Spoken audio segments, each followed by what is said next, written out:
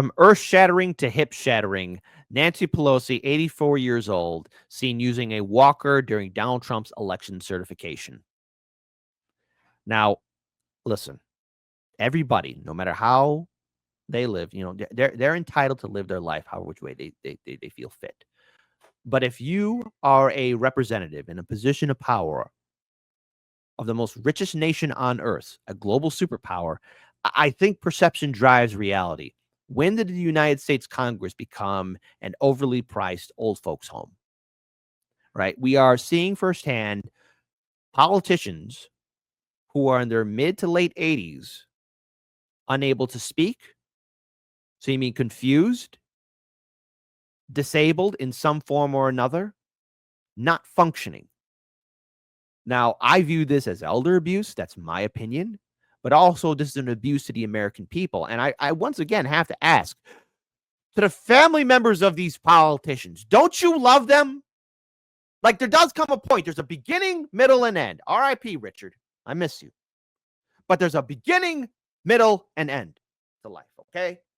I have one. You have one. We all have one. We have a beginning, how we start, the middle, and then our end. And no one knows really how we're going to end. But my goodness, if you reach to the ripe age of 84, 85, you know what? Hey, the sun is setting. Live life to your best. Maybe you shouldn't be a congresswoman who's worth hundreds of millions of dollars, who participates in insider trading. But nonetheless, folks, this is absolutely embarrassing and appalling to me. I am disgusted by this because this should not be allowed. I don't see other parliaments or other nations doing this. And yes, they got their problems, but my goodness, it says about the vanity of these politicians too, or is it at the people surrounding them? 20 years in office. What a great way to end a 20-year career. You don't know where you're at, or you can't move around anymore. Case in point right here. Let me pull this up here.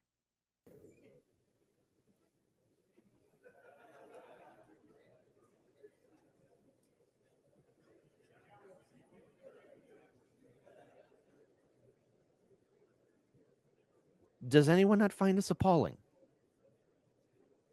I mean, 84 years old. Why are you still in Congress? Maybe it's time to go.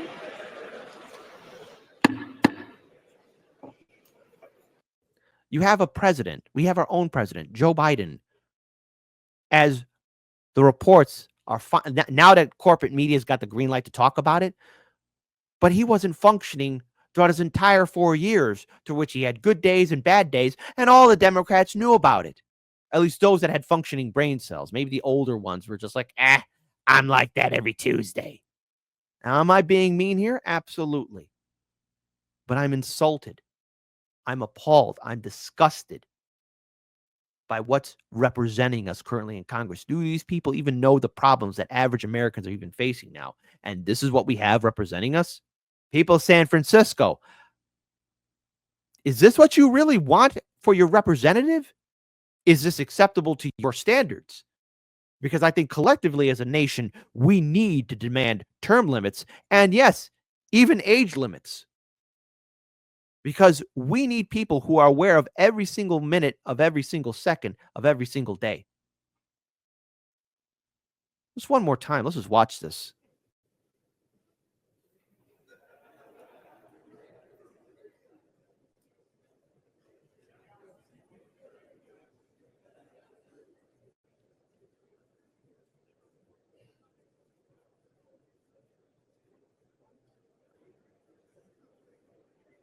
Action.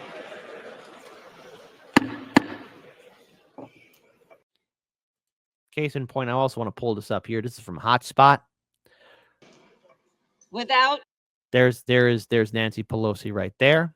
And then, of course, there's the infamous photo that's being shared all over social media. Now, of course, I find this, again, very apprehensible. And, of course, whoever did this, though, I mean, seriously, who did this? Whoever did this. I mean, I'm not a fan of AI and technology, but whoever did this, you're wrong. Who did this? Okay, I'm gonna ask. All right, I'm not asking people to rat out people, but come on, who did this? Who did this with the AI program? Okay, like why? Sometimes artificial intelligence goes too far. A lot of you people, I'm like, come on, come on. Yes, we are all disgusted by this. We all are. But also, I want to pull up something here too. And before I play it, this is an article recently that did come out and has to deal with, again, Joe Biden, the Democrats, and what they're doing, what they're presenting to us as normal. Democrats under fire for not sounding alarm earlier on Biden. Well, gee, maybe Democrats should be under fire for also how they allowed Dianne Feinstein to still be functioning in the Senate. I mean, my goodness, she literally died in office. Okay, she didn't know where she was at. She was gone for 6 months. There was also another congresswoman who was gone for 6 months in Texas, and apparently she's living in an old folks' home. These are the keen-eyed eagles representing us and fighting us in the halls of Congress. You wonder why things are so bad? Not only do they not know what's going on, but who is giving the office? Who is giving directions? Who is the final commander to say that this bill will get passed? And all what they need is that old politician to write their John Hancock on the bill. Democrat leaders and lawmakers are coming under growing scrutiny for not blowing the whistle sooner on what is widely perceived to be President Biden's decline during the final 2 years of his presidency. I would make an argument that it was his entire 4 years of his presidency. This is unacceptable. And when we talked about it, some of our videos were shadow banned. When other people in independent media talked about it, or when there were anybody bringing up the fact of whether Biden's mentally sound, or any of these other politicians who are in their 80s, whether they're mentally sound, people would say, no, you're being ageist, you should be silenced, and then that person's never back on air again. We have to raise the alarms on this, all right? And, I think a lot of us, especially you in my viewing audience, you have shared stories about taking care of your elder relatives. And we've all seen the articles or the videos on social media about having that conversation with grandma and grandpa, the difficult one of, hey, I don't think you can take care of yourself. All right. And that's a huge gut check to somebody's ego and pride. I don't care who you are. You live life this long, you make it to your 80s and 90s. I think that's a huge achievement on this planet, in this world. Then you're told you can't take care of yourself anymore, losing your independence, and you're back to being a child. That's a difficult conversation to have. But what shouldn't be a difficult conversation to have, especially for a nation, is actually having people who are mentally aware of their surroundings, no matter what position of office they have, be it a congressman or woman, a U.S. senator, and yes, even president of the United States. I dread to think about the size of the bullets, not just one bullet, but bullets that we potentially have dodged with old man Biden in charge. But even then, things are very difficult. We have a struggling economy. We have unchecked corruption. And hey, just add a little cherry on top.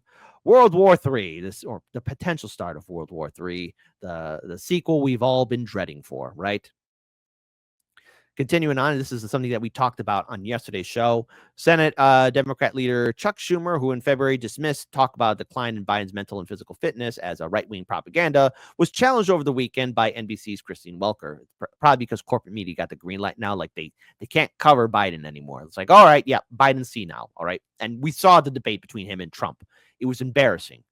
I think even Trump shared a shed of humanity there, like looking like, hey, can you believe they put this guy up here against me?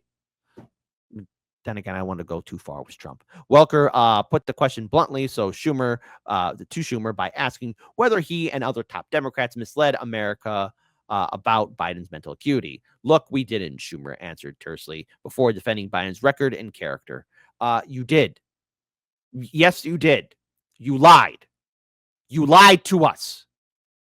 And I think that's a very important thing to know, whether or not our president is aware of his surroundings.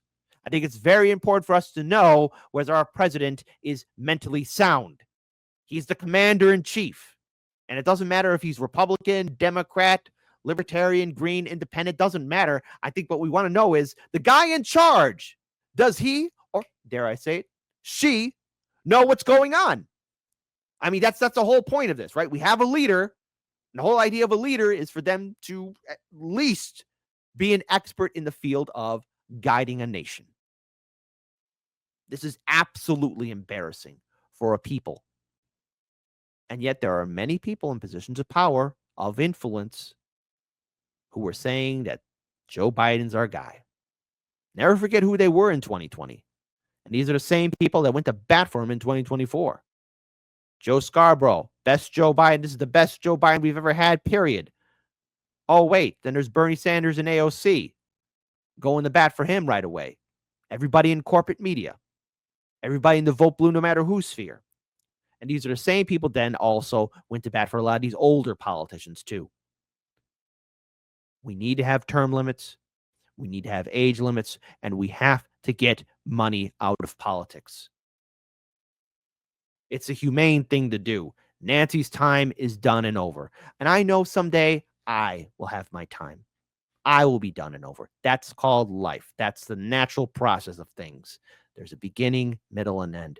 But if we're going to truly have a real representative democracy, some kind of shred of actual real decency, we have to get rid of the rot and stink of corruption.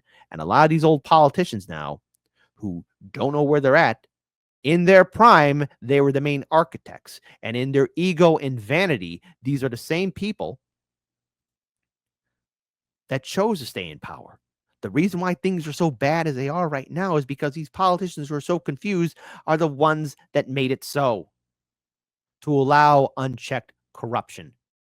There's an idea of America. There's an idea of a republic, a democracy. But see, the thing is, the swindlers and the scammers bought it. The corporate donors own everything. And they own these old politicians who are now prisoners in their own flesh because they don't know where they're at. On the one hand, you could say it's kind of a hell for them. Their bodies are failing them. They're in positions of power, but they can't really yield it. And then, of course, they have other people doing the decisions and giving them the documents before them. Maybe it's karma. Maybe it's not. But this is not how we should be represented as a people. But of course, Nancy Pelosi had plenty of time to talk about Trump, though. Case in point right here in Face the Nation. I mean, come on. This is the best we can do. Face the Nation. Are you going to ask her when she's going to resign?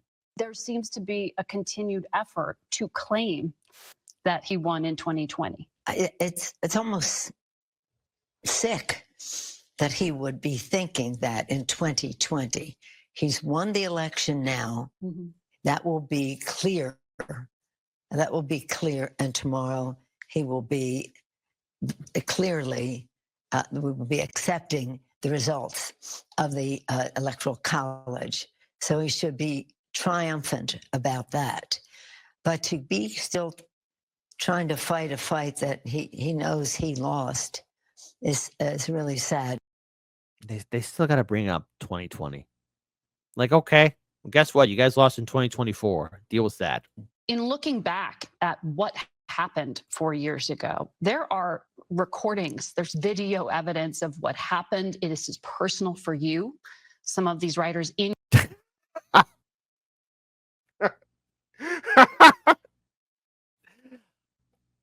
all right. Hey, listen. Okay. That would suck if somebody did it to my office, right? But on the other hand, too, this is kind of funny. All right. This is a little funny. It's a little bit funny. I'm gonna laugh at this. This is funny. All right. And you know what? Pardon this man. Pardon this man. I am going to give the green light. Pardon this dude right here, okay? Pardon him. In your office, chanting your name. Yeah. One of them. Hold on. Let's see that some guy of these one more writers time. In your office.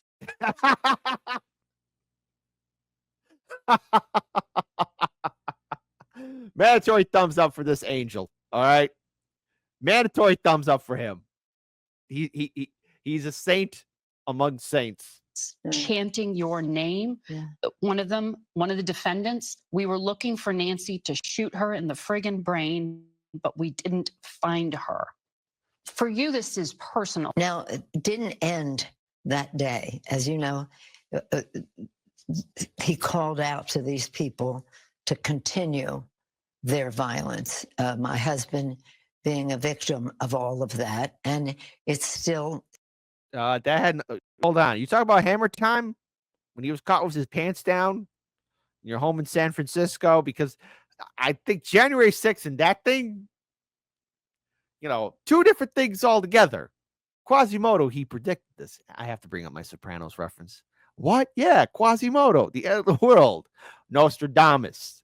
Nostradamus. Two different things altogether. January 6th and Hammer Time with Mr. Pelosi. Two different things altogether. Are you sure you're remembering that thing correctly? He still has injuries from that attack. So it just goes on and on. It isn't something that happens and then it's over. No, once you are attacked, you have consequences that continue. So I don't, it's really a strange person who's going to be president of the United States who thinks that it's okay to pardon people who are engaged in an attack. But let's do this. Let's just say, okay, to the American people. Does this sound like a functioning representative for the great state of California? I mean, her speech is slurring. She's misremembering things. And not to mention, walking into Congress was a walker. I'm not trying to be dismissive here, but in this day and age, with all eyeballs on social media, there must be the perception of strength. That is not strength. It tells me that Congress is a glorified old folks' home. This is what this is about. Do not be conned by the denial of the election of 2020. And why? It's 2025 now. God almighty, it's 2025. 7 days in, people still talking about 2020. Would he be saying that? But he is. And then on top of that, the denial of what happened on January 6th. Mm-hmm. Okay. I guess that's what you call another old folks moment, because January 6th is now 4 years old. People need to move on from it. It is not the earth-shattering event of Julius Caesar crossing the Rubicon. It's not. But this does highlight the problems that we are facing, and that is the people in charge don't know what they're doing, but their handlers are using them to make our lives miserable. Everybody knows, and we need to have a serious conversation. Now, unlike sitting down, talking to your parents or grandparents, we're going to have to all collectively come together as a nation and start demanding real accountability from these sociopathic politicians that won't resign.